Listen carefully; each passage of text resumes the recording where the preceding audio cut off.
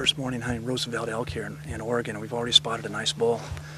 We're walking these different logging roads, and the bulls are in these clear cuts. And that's what their habitat, where there's actually, they've knocked down all this timber, and the grasses come up, and they're feeding in these clear cuts. And guide had done some scouting, and obviously it's paid off. We got a nice bull.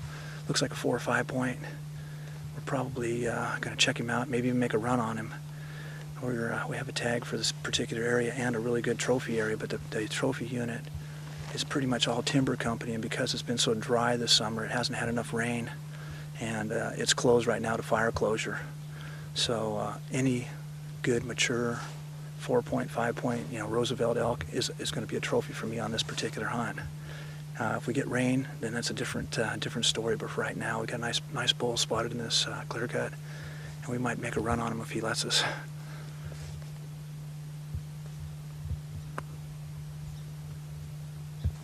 Sit there and feed right there for 2 hours. Yeah, well, we can move, but just move real slow and yeah, we'll try to stay in line. Up the edge. Yeah, just stay outside. We're going to get down this next 100 yards and we'll blow out of his line of sight. We're going to try to set up on him and maybe try to call him in, because it's almost impossible to stalk him in this clear cut stuff, especially as dry as it's been.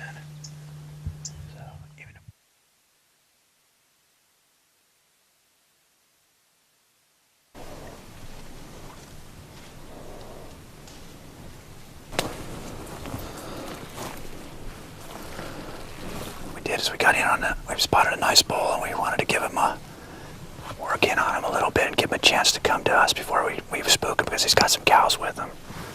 So we got in where we feel comfortable on the same level, and he didn't respond, so now we got to get a little more aggressive. That's what you're all about on Big John, getting aggressive.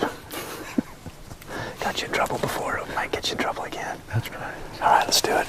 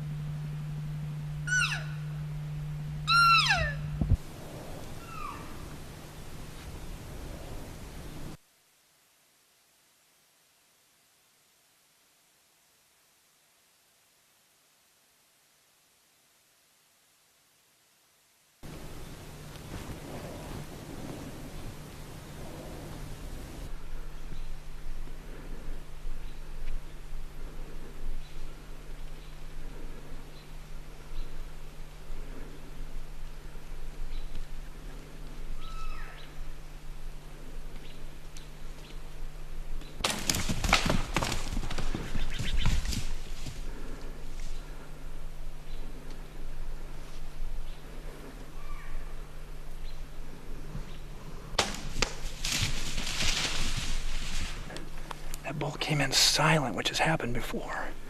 But I had some snag right here, and he was going to end up walking by me at 5 yards, so I got drawn. I had to draw when he was behind the snag. I held for so dang long that the arrow actually came off the rest, and I didn't notice it. 15-yard shot, pinned perfect right on him, and the arrow went into the ground way underneath him. Couldn't believe it. But he stopped out there. They're in the rut pretty good, just coming in. He stopped out there at 30 yards, and I stuck one tight right behind the shoulder. I took my time on that shot, and I knew the arrow was on the rest that time. Oh, man, I got it right in the crease, quartering away. It should be good.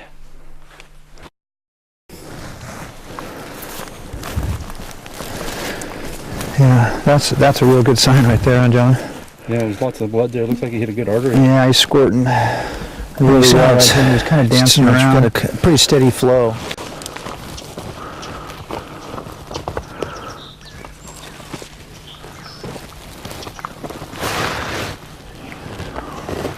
What an awesome bull, buddy. I can't believe this. This is a heck of a nice Roosevelt. Especially for being on public land and everything. You really did your scouting. And these bulls don't fire up like the Yellowstone, or you have to really work them a lot softer and get the cow calls going. But that's the main key right there, is the cow calls, you know. Right, and then when he bugled, you gave him a little bugle, and that got him fired up. And all of a sudden, You know, I could tell he got a little closer to the second bugle. You kept calling, and all of a sudden here he comes around the corner, and I see the antler tips, and I'm like, oh God! And I'm set right off that trail, and I couldn't really set up any different because the way the wind was going to blow, and I anticipated him coming right along that timber there, and he did. So I had to draw when he was 30 yards out, and I never have held that long in my life. But man, I got back and I focused on him, and I had so much pressure trying to hold the bow back. I guess my flipper wrist, because I shoot fingers, collapsed a little bit or something. That arrow must have just laid on top of the bow shelf, and I didn't even notice it. When I shot 12 yards, you know, just lifted his leg forward. All the pins are pretty much on him. Smooth release, 2 feet under him, a foot back. I just about had a heart attack. But he was in the rut pretty hard, didn't really know what happened. Went out there at 30 yards, and I just threaded the needle right through him, right tight to the shoulder, poked up in through the shoulder there, and made a really good hit on him.